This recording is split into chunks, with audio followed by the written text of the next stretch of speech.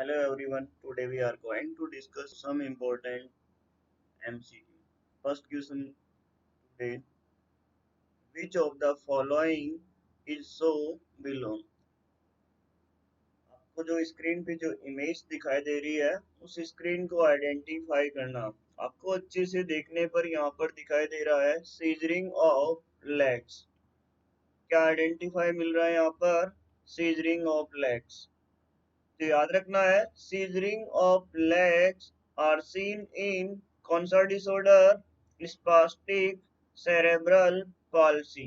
किसमें फाइंडिंग मिलती है ये? Spastic cerebral palsy. Very very important, इसके रिगार्डिंग दो क्वेश्चन पूछते हैं। स्पास्टिक सेरेब्रल पाल्सी का दूसरा नाम, it is also known as, क्या बोलेंगे इसका दूसरा नाम? It is also known as Little's disease. इसका दूसरा नाम क्या है? Little's disease, also referred for Little's disease. One more question regarding to spastic cerebral palsy. It is the it is the most common types of CP. ये भी बहुत बार exam में पूछते हैं। Most common type of CP कौन सा रहेगा? Spastic cerebral palsy. तो यहाँ पर क्वेश्चन क्या है? Which of the following is shown below. आपको जो स्क्रीन पे जो इमेज आ रही है उस बेबी को अच्छे से देखने पर फाइंडिंग क्या मिल रही है? Scissoring of legs. ठीक है, तो सीजरिंग ऑफ लेग्स किस में मिलेगी? Spastic cerebral palsy. अब आपके पास में ऑप्शन है एथेटोइड सेरेब्रल पाल्सी जो रॉन्ग है, down syndrome also wrong and option D also wrong. Right answer क्या रहेगा यहाँ पर? Littles disease. याद रखना यहाँ पर लिटिल्स डिजीज का जो दूसरा नाम होता है वो क्या होता है? लिटिल्स डिजीज का दूसरा नाम क्या रहेगा? Spastic cerebral palsy. Next one question है, which of the following diseases can lead to following position of the baby? जो नियोनेट है, याद रखना यहाँ पर कौन सी पोजीशन को शो कर रहा है? जो नियोनेट है यहाँ पर जो पोजीशन शो कर रहा है वो कौन सी है?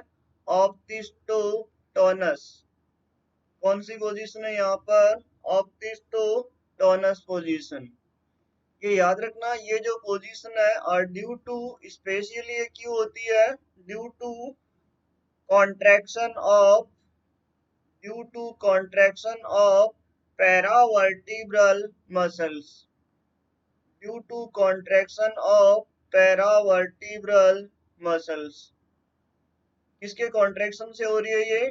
Due to contraction of paravertebral muscles and is seen in, ये याद रखना, ऑप्टिस्टो पोजीशन और सीन इन कौन कौन सी ऐसी कंडीशन है जिसमें ये फाइंडिंग मिलती है? First one very very important, tetanus and second one kernicterus. कौन सी कंडीशन है?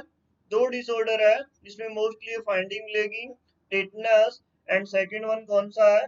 Kernicterus. आपका क्वेश्चन ये है, which of the following diseases can lead to following position of the baby? कौन सी ऐसी डिजीज है जो ऑप्टिस्टोटोनस पोजीशन को लीड्स करेगी? तो यहाँ पर आपके पास में ऑप्शन है टिटेनी, कर्निटेरस, मीजल्स एंड फर्टूसिस।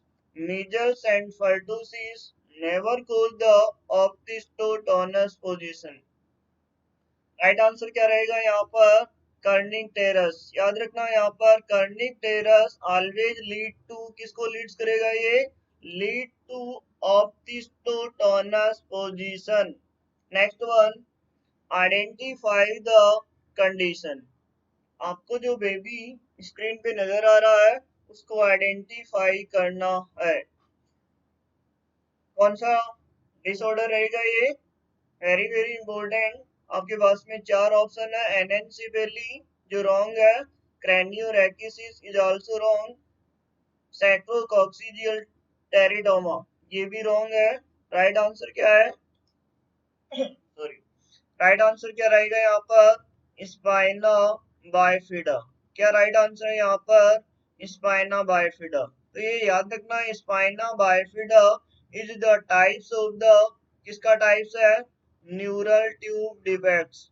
अभी इतना याद रख लो, न्यूरल ट्यूब डिफेक्ट का एक टाइप कौन सा होता है, स्पाइना बाइफिडा। सेकंड टाइप्स और भी होते हैं इसमें, याद रखना, एनेनसेफेली। और भी टाइप्स होते हैं जो बाद में डिस्कस करेंगे, एक्सेनसेफेली, स्पाइना बाइफिडा, एनेनसेफेली, एक्सेनसेफेली।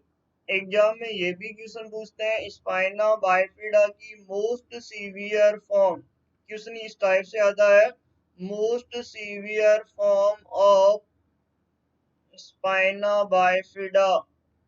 राइट आंसर है यहाँ पर मेनिंजो माइलोसिल। इस टाइप से भी एग्जाम में क्वेश्चन पूछते हैं। क्वेश्चन यह है, मोस्ट सीवियर या most complicated form of spina bifida. तो राइट आंसर क्या रहेगा, मेनिंजोमाइलोसिल। तो ये जो यहाँ पर जो डिसऑर्डर है, जो इमेज स्क्रीन पे आपको दिखाई दे रही है, वो कौन सा डिसऑर्डर है, ये स्पाइना बाइफिडा। कौन सा डिसऑर्डर है वो, spina bifida. Next one question है, विच इज सो एयर। आपको जो स्क्रीन पे जो इमेज नजर आ रही है उसको आइडेंटिफाई करना है। आपके पास में ऑप्शन ए है सैक्रोकॉक्सिजियल टेरेडोमा, ऑप्शन बी है मेनिंजोसील, ऑप्शन सी है not record and option D है इन्फेंटाइल फाइब्रोसैक्रोमा। राइट आंसर है यहाँ पर, it is the types of the, ये किसका टाइप्स है, सैक्रोकॉक्सिजियल टेरेडोमा। याद रखना है सैक्रम और कॉक्सिन का यहाँ पर क्या हो रहा है, ट्यूमर हो रहा है। ये दो तीन क्वेश्चन है जो इसके रिगार्डिंग और पूछते हैं। जैसे क्वेश्चन ये है, most common soft tissue, soft most common fetal soft tissue, most common fetal soft tissue tumour. ये भी क्वेश्चन पूछते हैं। फेटल में सॉफ्ट टिश्यू की जो मोस्ट कॉमन ट्यूमर होती है वो कौन सी होती है, इन्फेंटाइल फाइब्रोसैक्रोमा। कौन सी होती है, infantile fibrosarcoma. One more question इसके रिगार्डिंग, क्वेश्चन ये है, what is the most common fetal cardiac tumour. What is the most common fetal cardiac tumour. इसका राइट आंसर भी है ना, कभी कभी एग्जाम में पूछ लेते हैं। Most common fetal cardiac tumour is, right answer है cardiac rhabdomyosarcoma, sorry cardiac rhabdomyoma. ये दो क्वेश्चन इंपॉर्टेंट है, आपको याद रखना है। पहला क्वेश्चन, तो स्क्रीन पे जो इमेज नजर आ रही है उसको आइडेंटिफाई करना है, और वो इमेज कौन सी है, सैक्रोकॉक्सिजियल टेरेडोमा। दूसरा इंपॉर्टेंट क्वेश्चन है, most common fetal soft tissue tumor वो कौन सी होती है, infantile fibrosarcoma. Next one important question, what is the most common fetal cardiac tumor जो होती है वो कौन सी होती है, कार्डियक रैप्डोमायोमा। कौन सी होती है, cardiac rhabdomyoma. Next one question, very very important, which neural tube defect is so here. आपको जो स्क्रीन पे इमेज नजर आ रही है उसको आइडेंटिफाई करना है। ऑप्शन डी है क्रेनियोस्टिसिस, ऑप्शन सी है लिसेनसिपेली एंड ऑप्शन बी है सिजेनसिपेली। तो ये तो सारे क्या है, रॉन्ग। राइट आंसर क्या है यहाँ पर, एनएनसिपेली। अभी इतना याद रख लो, what is the means of anencephaly. इसका मीन्स होता है एब्सेंस ऑफ cranial word। क्या होता है इसका means, absence of cranial word is known as the, क्या बोलेंगे उसे, anencephaly। क्या बोलेंगे उसे, anencephaly। anencephaly is the types of, किसका टाइप्स है ये, न्यूरल ट्यूब डिफेक्ट्स। किसका टाइप्स है ये, न्यूरल ट्यूब डिफेक्ट्स। इसके रिगार्डिंग वन मोर क्वेश्चन पूछते हैं आपसे। क्वेश्चन पूछे, what is the most common congenital congenital disorder of disorder of CNS. Question ये है, what is the most common congenital disorder of CNS? Right answer क्या रहेगा? Neural tube defect. इसका एक टाइप्स क्या होता है न्यूरल ट्यूब डिफेक्ट का? एनेनसीफेली। एनेनसीफेली का मीन्स क्या होता है? Absence of cranial vault. क्या होता है इसका means? Absence of cranial vault. Next one question अच्छा है ये भी। क्वेश्चन ये है, 1 month old baby brought by the mother complaining of a mass on back. Underline करना है, a mass on back associated with wetness and inability of both legs to move over ever since birth. Possible diagnosis. एक mother है अपने baby को लेकर आए complain के साथ में कि पीछे की तरफ मास्क है और जब से बर्थ हुआ तब से वो लेग्स को मूवमेंट नहीं कर रहा है। तो पॉसिबल डायग्नोसिस क्या हो सकता है? ये इस टाइप का बेबी है।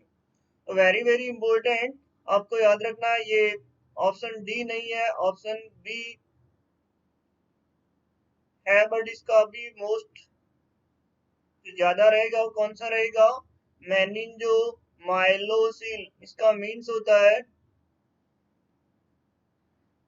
protrusion of meninges with spinal cord. Spinal cord के साथ में किसका प्रोट्रूजन हो रहा है? मेनिंजस का भी। क्या बोलेंगे उसे? मेनिंजो माइलोसिल। क्या बोलेंगे उसे? मेनिंजो माइलोसिल। इसके रिगार्डिंग वन मोर क्वेश्चन आता है, जैसे इस क्वेश्चन को सॉल्व करो। क्वेश्चन ये है मेनिंजो माइलोसिल meningomylosis most commonly involves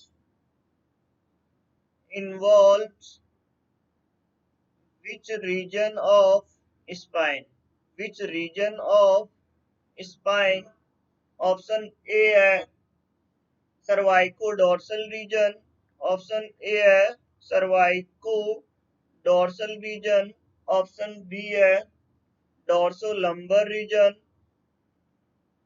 dorso lumbar reason.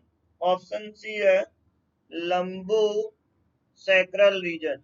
Lumbo sacral region. And D option है सैक्रोकोक्सियल।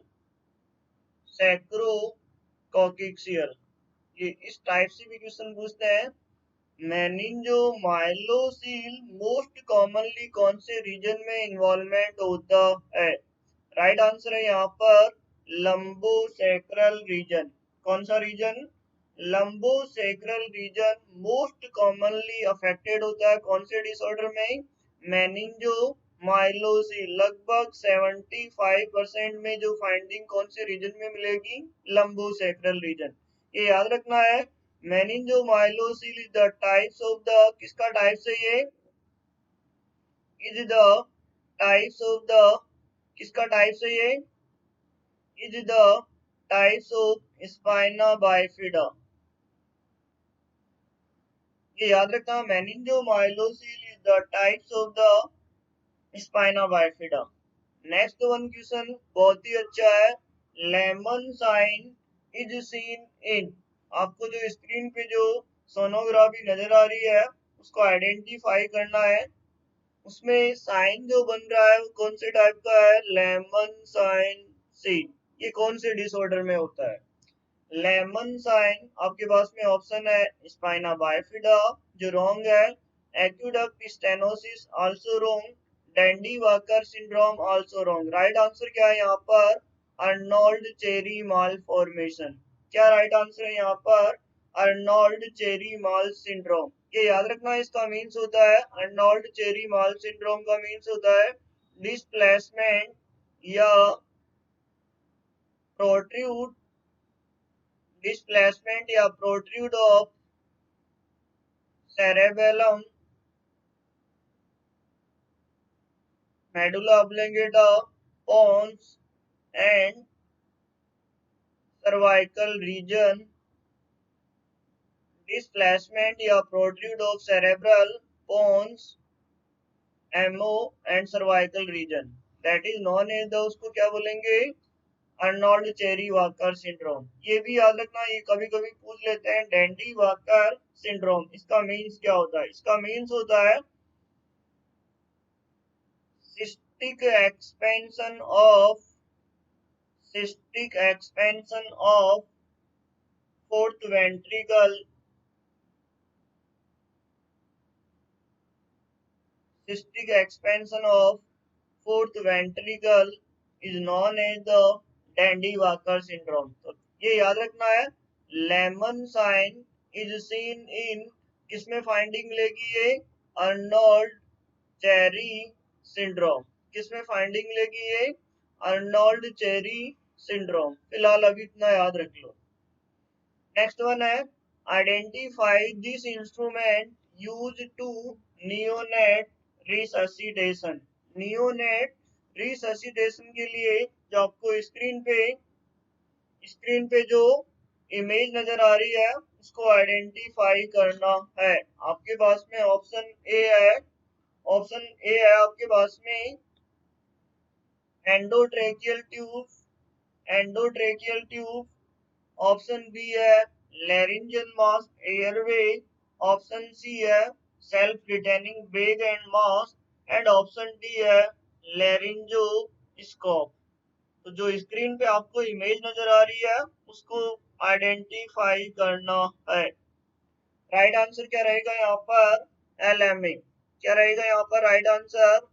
LMA, laryngeal mask airway. इसको आइडेंटिफाई करना है। लैरिंजियल मास्क एयरवे को कैसे करोगे इसको आइडेंटिफाई? एक ट्यूब होती है, इसमें ट्यूब के साथ में क्या अटैच है? Cup mask. क्या अटैच है? Cup mask. तो याद रखना है, a tube with a cupped mask